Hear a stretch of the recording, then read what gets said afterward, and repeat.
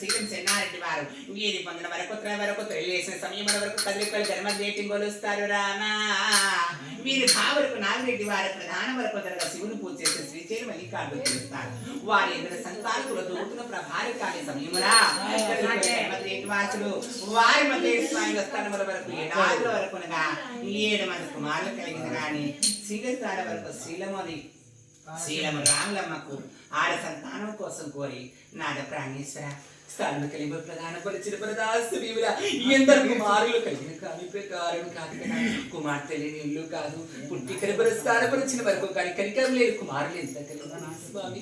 కుమార్తె కలిగిన కుమార్తె సరిగా అందుకు కాబట్టి కదులుకొల గర్మదేటి వాసుకి వెళ్ళి నేను కుమార్తె ప్రసాదించుకొని వస్తాను. ఆ కదులుకొల గర్మదేటి వాసు ఇయ్యకపోదునా ఇలాగే నా ప్రాణం ఆ కొండలు విడిసేస్తాను. నేను ఆడ సంతతోని ఇంటికి వస్తానని మహాతల్లిలుగా 7 బట్టల నందు ఎట్లుగా ప్రాణం కట్టుకొని కదులుకొలకు ప్రయాణం ఇచ్చిన రాములమ్మ.